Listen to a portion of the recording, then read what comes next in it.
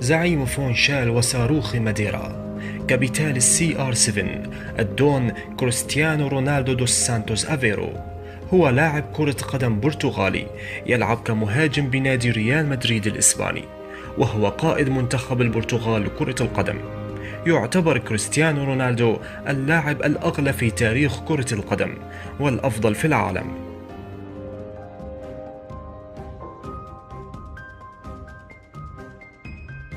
كريستيانو رونالدو، تاريخ وأرقام وإنجازات.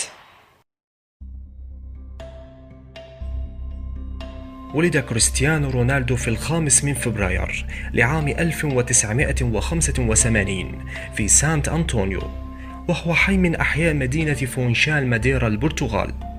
هو الطفل الأصغر من ماريا دولوريس دوس سانتوس أفيرو وخوسيه دينيس أفيرو، وبسبب حب والده للرئيس الأمريكي الأسبق رونالد ريغان جعله يطلق اسم رونالدو على ابنه، حيث أن رونالد في الإنجليزية توازي رونالدو في البرتغالية. وله 3 إخوة، هم هوغو الأخ الأكبر والأختان إلما وليليان كاتيا. عاش رونالدو حياة فقيرة وصعبة ضمن الطبقة الكادحة، حيث كان أباه يعمل كبستاني ومدرب كرة قدم للهواة لتأمين لقمة العيش لأبنائه، والذي توفي عام 2005 بسبب إدمانه للكحول ومشاكل في الكلية، مما أدى إلى ضغط كبير على العائلة.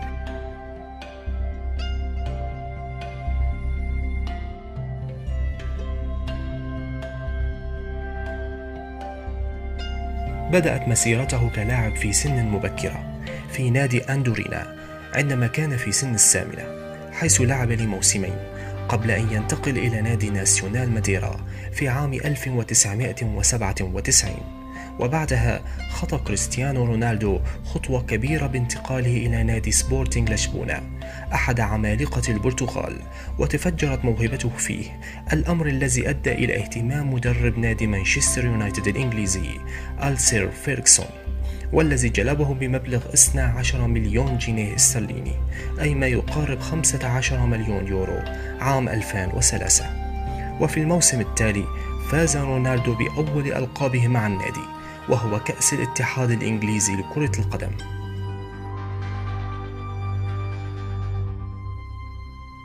في الموسم 2006-2007 أثبت رونالدو أنه موسم تحول في أدائه ومستواه، حيث كسر حاجز 20 هدفا وحصل فيه على لقب الدوري الأول له مع نادي مانشستر يونايتد. وفي نوفمبر وديسمبر من العام 2006 حصل كريستيانو على التوالي على جائزة لاعب الشهر في الدوري الإنجليزي الممتاز لكرة القدم، ليصبح بذلك ثالث لاعب في تاريخ الدوري الممتاز يحصل على الجائزة مرتين متتاليتين بعد دينيس بيركامب عام 1997 وروبي فاولر عام 1996. وفي العام 2007 أصبح رونالدو أول لاعب يجمع بين الجوائز الأربعة لكل من جمعية اللاعبين المحترفين الBFA ورابطة كتاب كرة القدم الإنجليزية. فاز رونالدو بلقب دوري أبطال أوروبا مع نادي مانشستر يونايتد عام 2008، واختير أفضل مهاجم ولاعب وهداف في البطولة ب8 أهداف، فضلا عن فوزه بالحذاء الذهبي، بالإضافة إلى جائزة أفضل لاعب لكرة القدم في العالم. وكذلك أصبح أول لاعب في مانشستر يونايتد يفوز بجائزة الكرة الذهبية منذ 40 عاما، بعد آخر تتويج لجورج بيست سنة 1968، ليصبح كريستيانو رونالدو أسطورة من أساطير مانشستر يونايتد.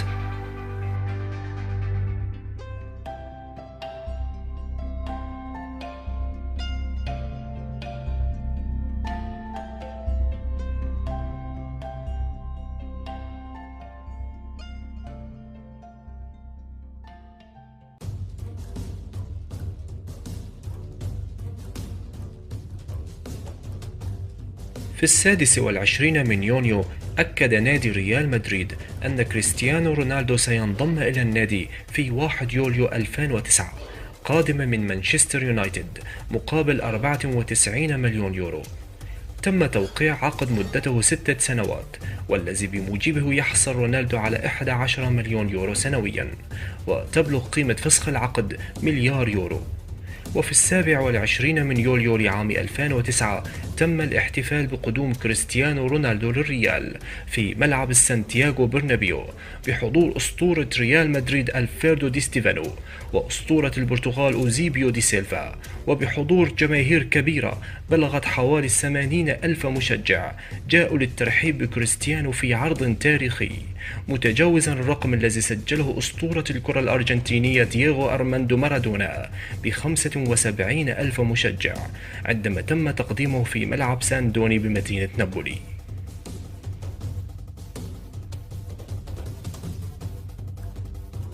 لعب رونالدو أول مباراة له مع نادي ريال مدريد في 21 من يوليو عام 2009 أمام شامروك ريفورز الإيرلندي، والتي فاز بها بنتيجة 1-0. وفي 29 من أكتوبر سجل رونالدو أول هدف له في مباراة رسمية أمام نادي ديبورتيفو لاكورونيا عن طريق ضربة جزاء. وبدأ رونالدو مشواره الأوروبي بهدفين من ركلتين حرتين ساهمت في انتصار الريال ب5 أهداف مقابل 2 على نادي زيورخ السويسري. وفي مباراته ضد نادي فياريال في الدوري الإسباني حطم رقما قياسيا ليصبح أول لاعب في تاريخ ريال مدريد يسجل 4 أهداف في مبارياته الأربعة الأولى. تم طرد رونالدو لأول مرة في مسيرته مع ريال مدريد في مباراة ألميريا بعد نزع قميصه أثناء الاحتفال بهدف سجله، ثم لركله لاعبا منافسا بعد 3 دقائق، وهي المباراة التي شهدت تضييعه لركلة جزاء. في 5 من مايو لعام 2010 سجل رونالدو أول هاتريكا له ضد نادي ريال مايوركا، وأنهى رونالدو الموسم ب26 هدفا في 29 مباراة. ومع رحيل راؤول أسطورة النادي الملكي إلى نادي شالكة الألماني خلال صيف عام 2010 تم تسليم رونالدو رقم 7، وهو نفس الرقم الذي كان يرتديه في ناديه السابق مانشستر يونايتد. وفي 23 من أكتوبر عام 2010 سجل رونالدو سوبر هاتريك ضد فريق رايسينج دي سانتاندير، وهي المرة الأولى التي يسجل فيها رباعية. بدأ رونالدو عام 2011 مع توقعات واعدة جدا لتحطيم بعض الأرقام القياسية واتباع أساطير النادي الملكي أصحاب الأرقام القياسية في التهديف أمثال ألفريدو دي ستيفانو وهوغو سانشيز ومانويل إلدي. وبالفعل كان لكريستيانو الفرصة لتجاوز الرقم القياسي المسجل باسم تالموزارا وهوغو سانشيز ب38 هدفا في موسم واحد، بعد أن أصبح هداف الدوري ب22 هدفا متقدما على الأرجنتيني ليونيل ميسي. فواصل رونالدو حماسه التهديفي خلال المباريات المتلاحقة في الدوري الإسباني ليعادل رقم هوغو سانشيز وتالموزارا القياسي، ولكن لن يكتفي بهذا فقط، ففي 21 من مايو لعام 2011 سجل رونالدو هدفين آخرين في مرمى نادي ألميريا ليرفع رصيده إلى 41 هدفا، وليصبح اللاعب الوحيد في تاريخ البطولة الذي يحرز هذا الرقم في موسم واحد. ومن خلال ذلك حصل على جائزة الحذاء الذهبي الأوروبي مرة أخرى ليصبح أول لاعب يفوز باللقب في بطولتين مختلفتين. أنهى رونالدو الموسم برصيد 53 هدفا في جميع المسابقات ليسجل اسمهم بين أفضل 10 هدافين في تاريخ كرة القدم في موسم واحد.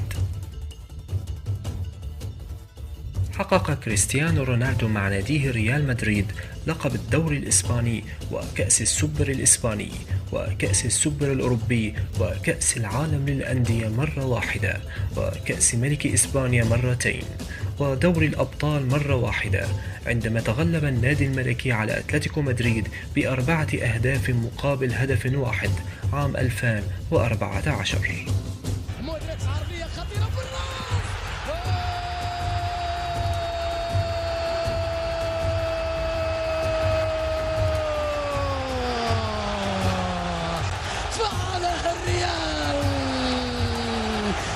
قال أنهم فقدوا العاشرة ولديهم كل هذه الروح، كل هذه الإصرار.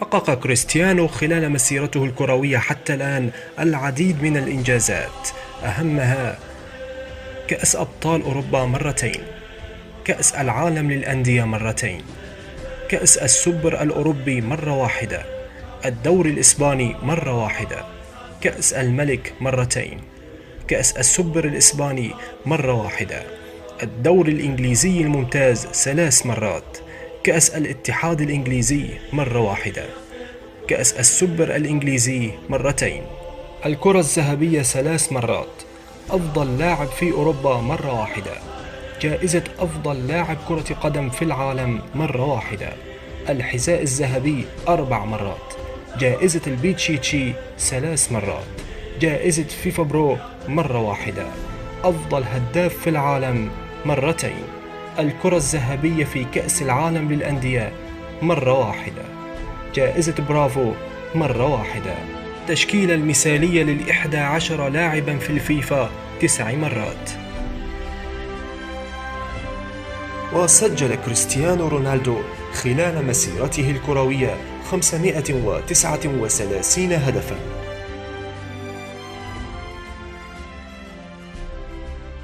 ليسمع العالم، ليسمع من به صممه، وليعلم من لم يصله الخبر، وليعترف من فيه نظره أنك الأسطورة يا برتغال. الله